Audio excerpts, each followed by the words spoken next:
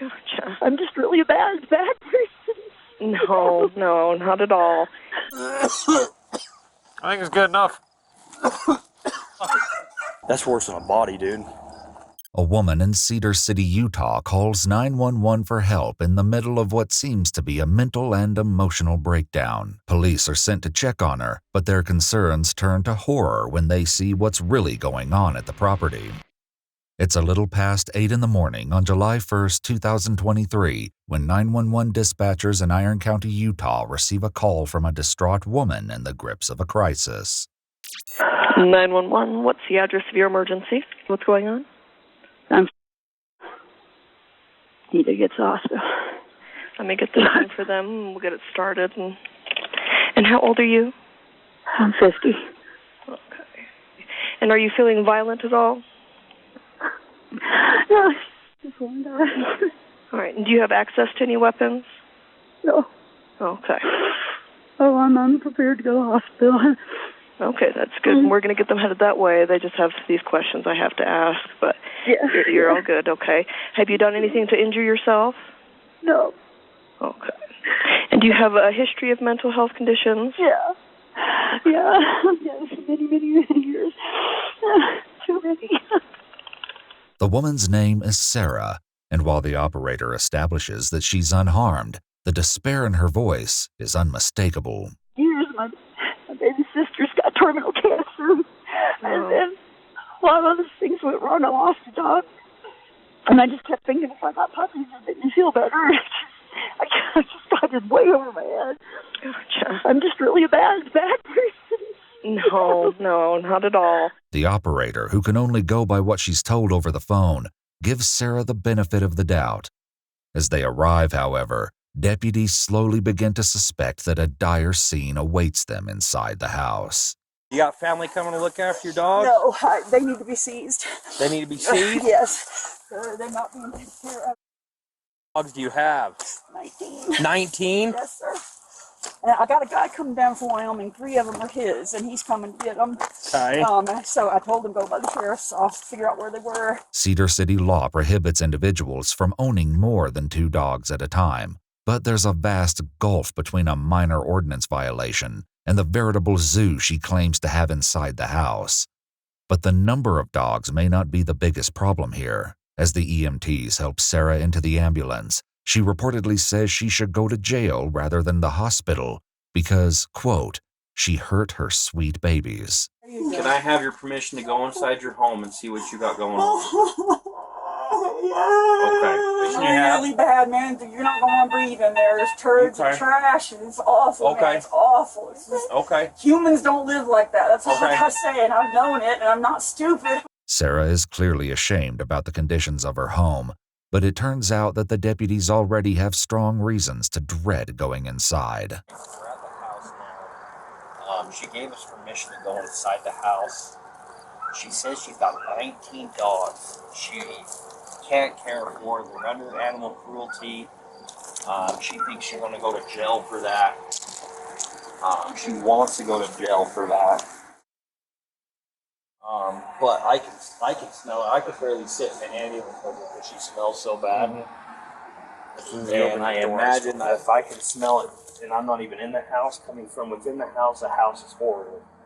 And depending on what happens with her, she's got 19 dogs in a house that has no AC in it and no one to care for the dogs. So we're kind of in a pickle here. The temperature in Cedar City that day would reach a high of 89 degrees. The lack of air conditioning only raises more concern about what kind of environment Sarah's dogs have been living in. The neighbors say that sometimes she opens windows to try to vent it out, but that doesn't do much. Yeah. Okay. Well, pick your head down and see what you got, and then we can start working on resources to take care of the rest of it. You ready? I almost want to get alcohol pads first. Hey, Poops!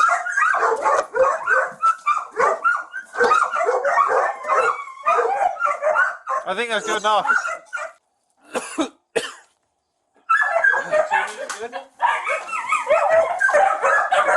Nope. You need a bath.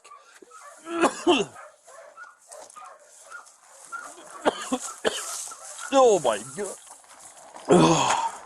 Friggin' SCBA. I'm going to switch gloves. The air inside the home is unbreathable, and it takes the deputies a few minutes to recover from even brief exposure. That's worse than a body, dude. I was getting whiffs of it through my gloves. Oh god, dude, it's in my lungs. Well, let's get Caleb out here. He's gonna have to walk us through this, dude, because I honestly don't know what to do. It's unhabitable, dude. It's absolutely unhabitable. It's perhaps the best word to describe the appalling conditions of the house, and the deputy uses it again when his sergeant arrives on scene. I don't know what to do. Is she already gone? She's gone. This is inhabitable, dude. I've never even smelled a dead body as bad as this. Really? Just open the door. You have to know what we're dealing with. We can't let her come back to this. We've got a chain link fence in the backyard. I wonder if we can open the back. And you can start coming out. There's a dog on the other side. They're friendly. Back.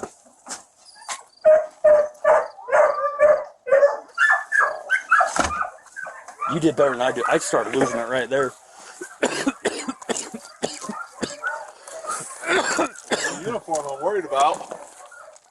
The overpowering effects of the smell inside makes it difficult to imagine how any creature, human or animal, is able to live in that environment.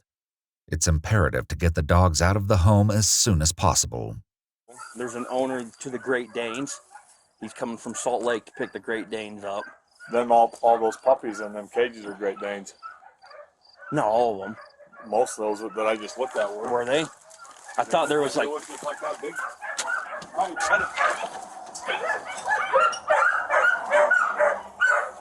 Because there's this little... Yeah, this little, but you look back in the back. Great Danes for that husky back there. Easy. Stop it.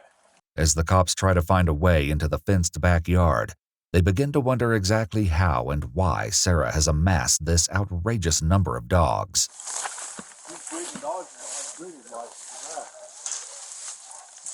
Well, I think she's advertising that she trained them. It'll take further investigation to turn speculation into fact. In the meantime, the cops have problems that require more immediate solutions. Got a doggy door and my bed is or something is wrong. Sam, do you got a saw?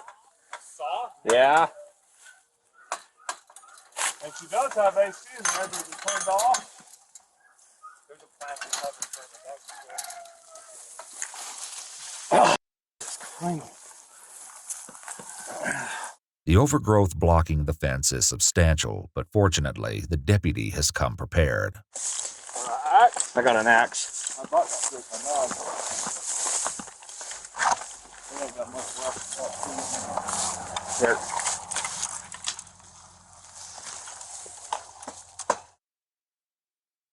Come on, Pops. Come on, hey, Pops. come on out.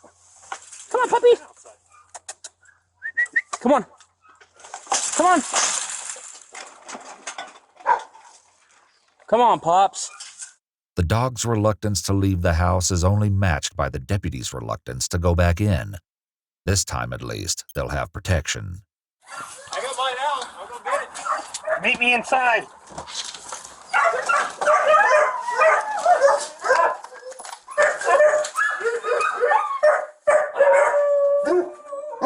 It's okay. It's okay.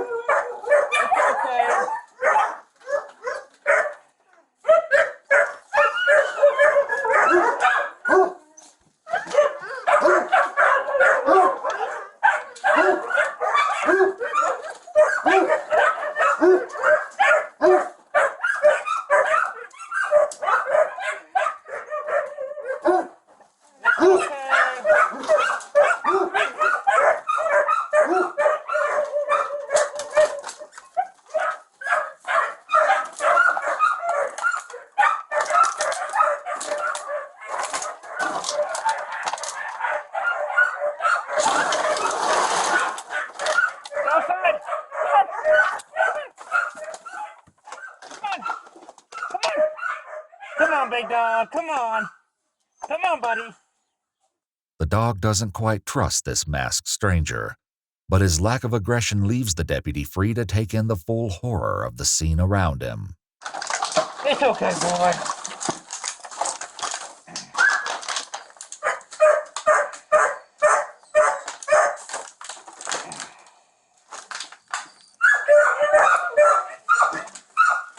That animal, severely starved, skinny, no water. That's okay.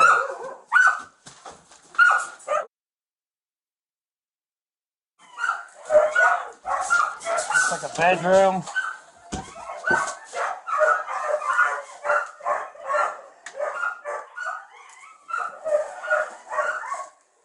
She does have dog food in one bag, 2 bags of dog food. The food in the pantry hasn't prevented the dogs from reaching a malnourished state. The deputy's partner is next to take a good look at the living room.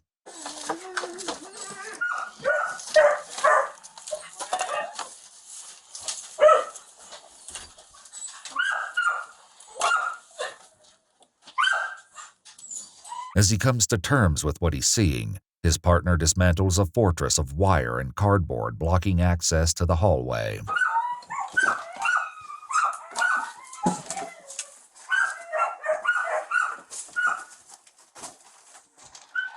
Feces all over the floor.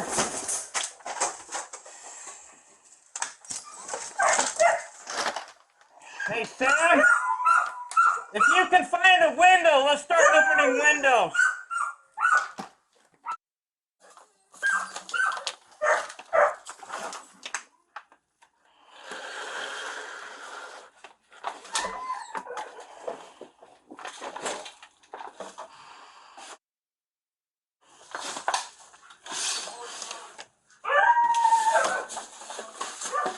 Meanwhile, the other deputy searches what appeared to be an abandoned wing of the house.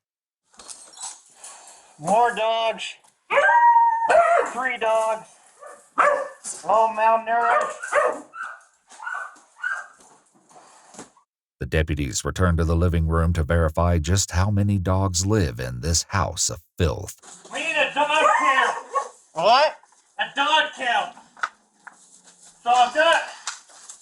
There's at least 8 in cages. So we got the 3 that are out, right? I got 3 in those cages. So that's 6, 7, 8, 9, 10, 11, 12, 13, 14, 15. One under here. The home must be seen to be believed, which is exactly what the sergeant has in mind. Take some cell phone video. Are you willing to sacrifice your cell phone? Yeah, it's fine, but have Okay. you touched anything? Yeah. Yeah. Look, the air. Hey, This is bad. I'll go get mine. This one right here was a We dead have dog. Just 19. one die in there. I'm pretty sure that was a dog in there. It's a dog. It's alive. Well, there's 19 There's a dogs. live dog in here. There's 19 dogs in here, Caleb. They're all malnourished. A local animal sanctuary called Best Friends will help relocate most of the dogs. But that's not the end of police involvement. They talked to Sarah that afternoon in the hospital and tried to determine how exactly things at her house deteriorated to this extreme. Okay, so, and this part might freak you out a little bit, but I'm going to read you your rights. It's only because in order to ask you questions about what's going on, I have to read you these first. I've kind of got a little background of your training that you do with the animals, and Not anymore, but yeah, I was doing it. yeah, maybe not anymore. This is a repetitive problem with me when things get really bad. And my parents and I don't talk that sort of thing, so I got really lonely, and I got that same dumb feeling that this would somehow fix it. And I can't, nobody could do that. Sure. Sarah may be puzzled by her own choices, but the fact is that many innocent animals suffered as a result. It soon becomes clear that this is not the first time this has happened.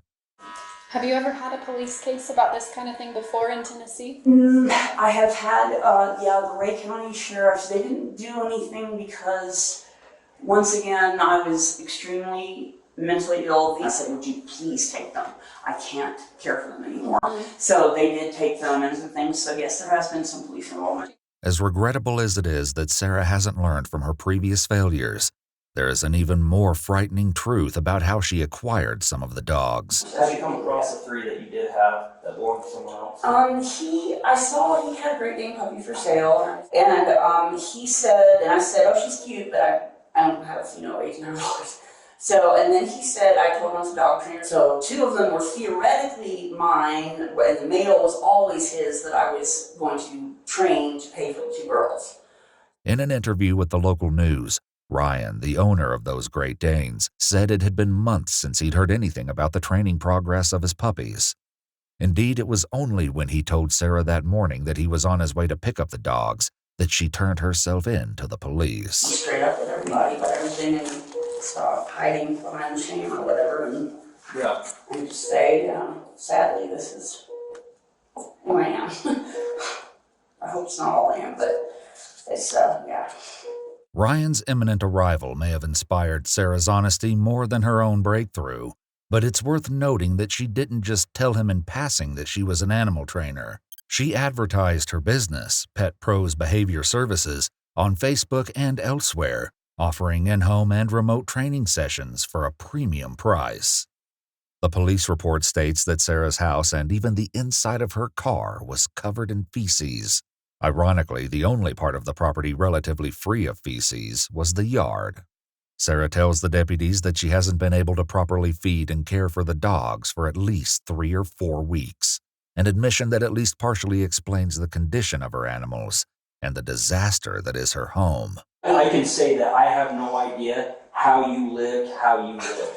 Because when I opened the door to your house, I could not even go inside. Every day. Were you living in the house or were you living in your car? In the house. Where did you sleep? I slept on the couch. But yeah, no, it burns my eyes when I get home. I hate it, but I'm like, you know what? You freaking did it. You deserve it. Deal with it, So I do.